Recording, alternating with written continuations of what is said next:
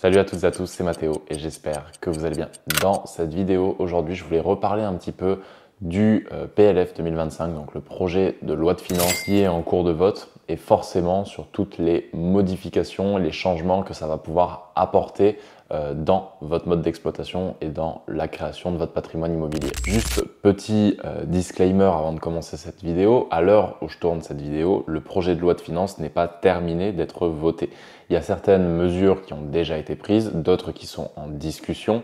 Bien évidemment, alors je ne vais pas m'étaler sur tout le PLF 2025, hein, ici on va juste rester plus ou moins lié au domaine de l'immobilier, mais donc vous n'êtes peut-être pas sans savoir que le régime LMNP, le loueur meublé non professionnel, est en ligne de mire et les politiques veulent essayer de réduire les avantages fiscaux liés à ce LMNP pour faire entrer plus d'argent dans les caisses de l'État. Donc étant donné que tout n'est pas encore finalisé et validé, je referai une vidéo là-dessus pour expliquer les mises à jour, donc sachant que j'ai aussi mon cabinet d'expertise comptable avec qui j'étais en rendez-vous hier qui va faire de toute façon transmettre un gros email à ses clients qui font de l'immobilier pour pouvoir nous informer de toutes ces modifications. Donc je vous ferai part de toutes ces nouveautés que m'auront partagé mon cabinet d'experts comptables dès que je les aurai eues. Donc cette vidéo aujourd'hui n'a pas pour but de vous expliquer en détail toutes les modifications qui vont avoir lieu à cause du projet de loi de finances. Bon, je dis à cause parce que vous l'aurez compris, hein, en général, de toute façon là le but c'est de nous taxer de plus en plus, il n'y a pas vraiment de bonnes nouvelles,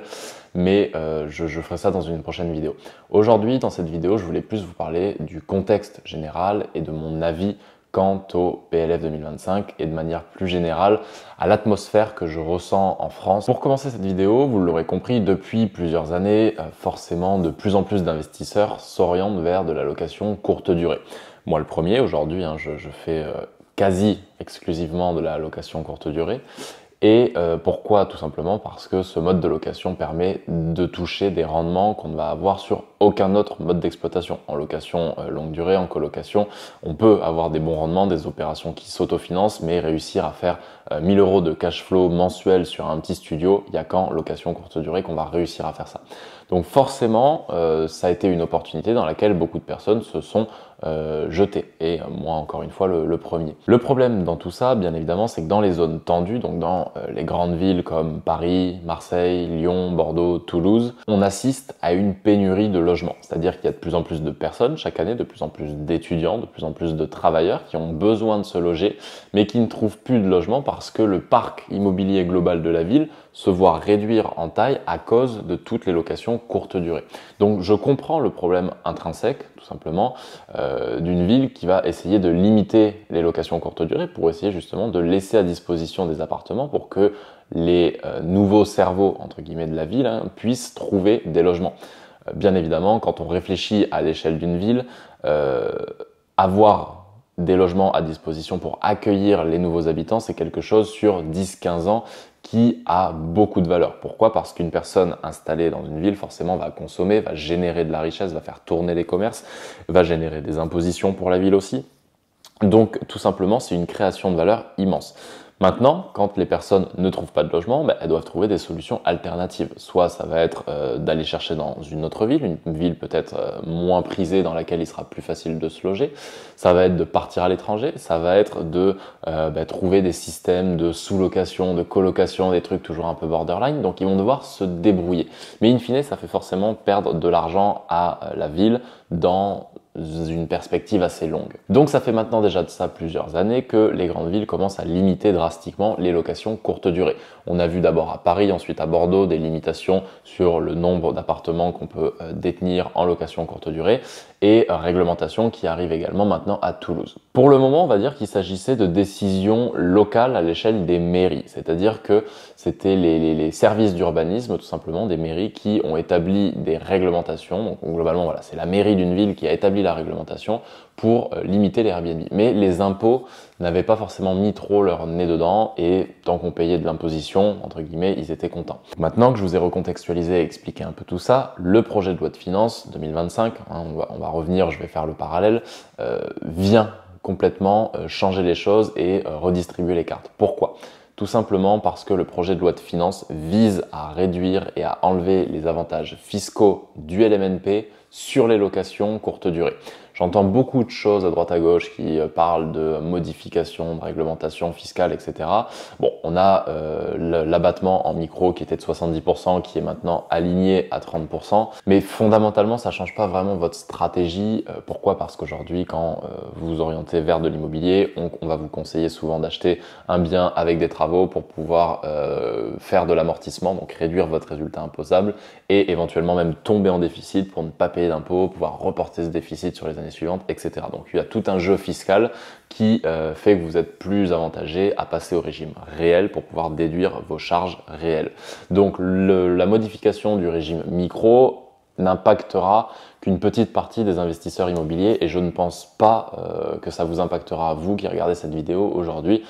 Tout simplement parce que si vous vous intéressez à l'investissement immobilier, je pense que si vraiment vous voulez obtenir des belles rentabilités, vous créez des compléments de revenus, même si j'aime pas trop ce terme, vous allez vous orienter vers une stratégie fiscale d'opter pour le régime réel. Donc là où ça devient compliqué, c'est que le fisc français, donc les impôts, ont décidé d'enlever les avantages du LMNP pour les locations courte durée. Donc là encore, je reviendrai plus tard sur toutes les modifications que ça amène, mais tout simplement aujourd'hui ils veulent assujettir les loyers à TVA. Alors ça c'est encore une fois en discussion, il n'y a rien de confirmé, donc ce qui serait quand même une grosse perte pour les personnes qui font de la location courte durée à l'année. Une personne qui revendrait un appartement qui était exploité en location courte durée se verrait assujettie à un régime d'imposition à la plus-value qui est, on va dire, le régime d'imposition à la plus-value des professionnels.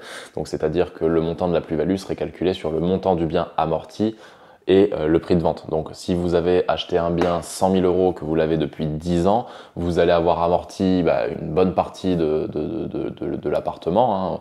Alors, je vais pas revenir dans le détail, les amortissements, on va amortir les meubles, on va amortir le bâti, donc tout ce qui va être le bâtiment, la toiture, les sols, etc. Donc, c'est une charge fictive qui vient se déduire tout simplement à la valeur de votre bien pour justifier de sa vétusté, pour, on va dire, compenser la perte de valeur et l'usure de tous ces éléments-là dans le temps. Donc, historiquement, si vous vendiez un bien immobilier 150 000 euros et que vous l'aviez acheté 100 000 euros, vous avez 50 000 euros de plus-value, on est d'accord. Là, maintenant, c'est un peu différent parce que si vous vendez après 10 ans, vous allez avoir pendant 10 années consécutives déduit ces amortissements. Donc, peut-être que comptablement, votre bien ne vaudra pas 100 000 euros, mais vaudra 60 000. Donc, si vous le vendez 150 000 euros, vous n'aurez plus 50 000 euros de plus-value, mais vous aurez 50 plus les 40 de montant amorti que vous avez eu pendant 10 ans. Donc, vous allez avoir une plus-value imposable de 90 000 euros. Donc derrière, vous allez payer vos prélèvements sociaux et votre impôt sur le revenu sur cette plus-value. Donc ça fait un pourcentage global, je crois, de 36%. Donc là, vous allez payer 36% de 90 000 euros, alors qu'aujourd'hui, à l'heure actuelle, vous n'auriez payé que 36% sur la plus-value réelle de 50 000 euros. Donc ça, encore une fois, il parle d'appliquer ce régime-là d'imposition sur les plus-values sur les locations courte durée, non pas sur les locations longue durée. Là encore, je prends des pincettes sur ce que je vous dis dans cette vidéo, étant donné que ça peut être amené à se modifier. Je crois que les derniers amendements doivent être validés pour le 18 novembre. À l'heure où je vous fais cette vidéo, on est le 8 novembre. Donc, il y a encore quelques rebondissements qui peuvent avoir lieu. Et je vous dis, je ferai une vidéo là-dessus pour faire une mise à jour, notamment avec le mail que j'aurai reçu de mes experts comptables pour vous informer de tout ça. Globalement, ma réflexion par rapport à tout ça, c'est de vous mettre en garde sur l'augmentation de la pression fiscale qu'on va vous mettre en France. Donc aujourd'hui, bien évidemment, les locations courte durée, vous l'avez bien compris, dans les zones tendues, vont être la cible des prochaines mesures fiscales pour tout simplement parce qu'ils essayent de remplir les caisses de toutes les manières qu'ils puissent, même si, encore une fois, pour moi, ce n'est pas les bonnes, mais ça, c'est encore une autre discussion. Donc forcément, vous allez, vous, avoir une pression fiscale qui va augmenter. Maintenant, un des moyens de contourner tout ça va être par exemple de faire de l'immobilier en société via des SCI, des SAS, où à ce moment-là, vous allez uniquement être soumis au régime d'imposition des sociétés avec l'IS, l'impôt société, et si vous vous sortez ce bénéfice en salaire, vous aurez une flat tax dessus qui va être appliquée. Donc flat tax, là encore, je ne m'aventure pas à vous dire 30%, ça c'est le taux actuel, mais je crois qu'il y a en discussion et même peut-être qu'il a déjà été validé pour être rehaussé à 33%. Donc vous l'aurez compris, on est quand même dans un moment, dans une année, je trouve, charnière pour l'immobilier, mais même sur plusieurs aspects. On a eu en 2023 cette loi sur les passoires énergétiques qui est passée, la loi climat qui a interdit à partir du 1er janvier 2024 de louer les logements qui consommaient plus de 450 kWh par mètre carré par an. Et en fait, au bout d'une demi-année, on s'est aperçu que ça supprimait trop de logements du marché locatif, parce qu'il y a beaucoup de logements qui sont des passoires énergétiques, dans des vieux immeubles comme Toulouse, où on n'a rien qui est hermétique, il y a des courants d'air partout. Ce sont des passoires énergétiques. Donc du coup, je crois qu'à partir du 31 mars 2024, ils ont appliqué un avenant à cette loi qui permet finalement pour les surfaces inférieures à 40 mètres carrés d'avoir une nouvelle méthode, un nouveau diagnostic qui va être fait, donc un nouveau DPE, pour être plus clément et pouvoir permettre de remettre une partie des logements considérés comme des passoires énergétiques sur le marché de la location. À partir de 2025, du 1er janvier 2025, ils veulent enlever définitivement les logements en G, parce qu'un logement en fait peut être en G, mais tant qu'il est en G, mais qu'il ne dépasse pas 450 kWh par mètre carré par an, c'est bon. Pour l'instant, on peut encore le louer. Donc, il y a ce qu'on appelle les appartements en G et les appartements en G+. Donc, G+, c'est vraiment ce qui a déjà été supprimé, ceux qui consomment plus de 450 kWh par mètre carré par an. Donc là, encore une fois, pourquoi je vous raconte tout ça? Parce que le gouvernement s'aperçoit aussi de sa connerie au fur et à mesure du temps. C'est-à-dire que là, ils se sont aperçus que ça supprimait tellement de logements qu'ils étaient obligés de faire un petit geste justement pour assouplir tout ça et permettre de remettre en location plein de petits appartements, des studios, parce qu'en dessous de 40 mètres carrés, voilà, on va être sur du studio T1, T1 bis, T2 à la rigueur pour du 35 mètres carrés, mais ça va majoritairement être des apparts pour les étudiants ou pour les jeunes travailleurs. C'est pas des familles qui s'installent là-dedans. Donc là encore, je pense qu'on n'est pas à l'abri de voir des changements au cours de l'année par rapport à ce projet de loi de finances. Pour moi, il y a des choses qui peuvent tenir, il y a des choses qui ne peuvent pas tenir. Pour en avoir discuté avec mes notaires, avec mes experts comptables, fiscalistes, il y a vraiment des points qui me semblent compliqués à appliquer. Et en fait, même les professions de loi, enfin les professions qui sont censées être averties sur tous ces sujets, ne comprennent pas aujourd'hui comment elles vont pouvoir appliquer et faire appliquer toutes ces nouvelles conditions. Donc encore une fois, comme à chaque fois aussi qu'il y a de nouvelles règles, il va y avoir de nouvelles stratégies qui vont apparaître pour essayer de minimiser ces impositions.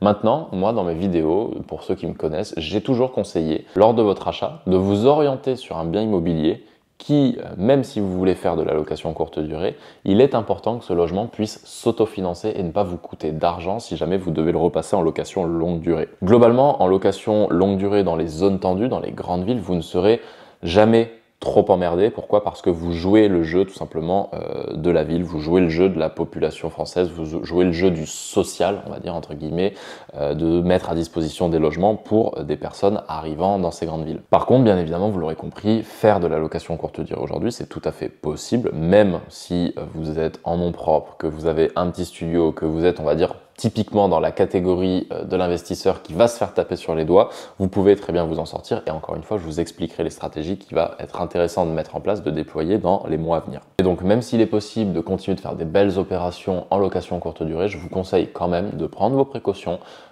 et de pouvoir anticiper un projet de manière à ce qu'il soit rentable sur de la location longue durée pour ne jamais vous retrouver le bec dans l'eau. Au pire, vous ne gagnerez plus énormément d'argent avec votre bien immobilier, mais c'est pas grave parce que vous pourrez le passer en location longue durée, rembourser le capital et couvrir vos charges grâce au loyer du locataire et vous rembourser quand même du capital sur la durée. Donc sur 10, 15, 20 ans de détention, ce sera quand même très intéressant et encore une fois, vous ne vous trompez pas en investissant dans l'immobilier. Encore une fois, ne paniquez pas non plus, il y aura toujours des méthodes pour, comme je vous l'ai dit, faire votre activité via des sociétés, via une société qui pourrait détenir l'usufruit pour exploiter votre bien et qui reverserait un loyer en nom propre à vous-même tout simplement. Donc encore une fois, ce sont des pistes qui vont être étudiées dans les mois à venir. Aujourd'hui, c'est trop tôt pour je serais un menteur tout simplement que de vous dire il faut faire comme ci, comme ça, ça va être la location à courte durée va être impactée de cette manière, cette manière, cette manière. Pour l'instant, on ne les a pas, ces certitudes. On a quelques pistes, je vous dis, et j'ai mes experts comptables qui sont en veille juridique là-dessus constante et qui vont nous avertir une fois que tout aura été validé définitivement. Donc voilà, cette petite vidéo, je voulais vous la faire pour tout simplement vous faire prendre conscience qu'on est quand même dans un milieu qui est en constant mouvement. On a des nouvelles réformes fiscales, on a des lois climat qui passent, on a toujours des nouvelles taxes qui vont arriver, qui vont partir. On avait la taxe d'habitation, on l'a plus, ça a été remplacé par d'autres taxes. Maintenant, la taxe d'habitation, ils veulent la remettre, ils parlent de la remettre dans certaines villes. Donc encore une fois, on est dans un monde en constant mouvement et à la fois, fondamentalement, je veux dire, les principes même de l'investissement immobilier, du régime LMNP, de l'optimisation fiscale avec ces systèmes d'amortissement, etc., ne changent pas drastiquement. Encore une fois, je vous dis, il y a une catégorie, un type d'investisseur qui pourrait être impacté parce qu'on va cracher sur ceux qui font de la courte durée. On a les propriétaires qui ont des passoires énergétiques qu'on va essayer de mieux contrôler. Mais globalement, encore une fois, il y a quand même une grosse partie des investisseurs qui ne sont pas réellement impacté et même si vous êtes un petit peu impacté, ça continue quand même d'être un business model qui est rentable. Donc soyez vigilants lors de vos achats, vraiment prenez les mesures qu'il faut pour vous couvrir en cas de disparition et vraiment que vous puissiez plus du tout faire de location courte durée dans les zones tendues parce que tout ce que je vous dis là, dans les zones non tendues, si vous êtes à la campagne, par exemple que vous avez un gîte, une chambre d'hôte ou même des appartements dans des villes de taille moyenne, vous ne serez pas impacté de la même manière. Ça c'est vraiment pour encore une fois préserver le marché locatif des grandes villes et des zones tendues tout simplement. Je voulais vraiment le préciser, puis j'ai peut-être pas été très clair avec ça dans toute la vidéo, mais c'est bel et bien le cas. Donc restez connectés sur les prochains jours, les prochaines semaines. Je vais revenir vers vous très rapidement avec une vidéo détaillant l'ensemble des nouvelles mesures fiscales et comment vous allez pouvoir stratégiquement vous en dépatouiller tout simplement pour réussir à, encore une fois, tirer votre épingle du jeu et continuer la construction de votre patrimoine immobilier.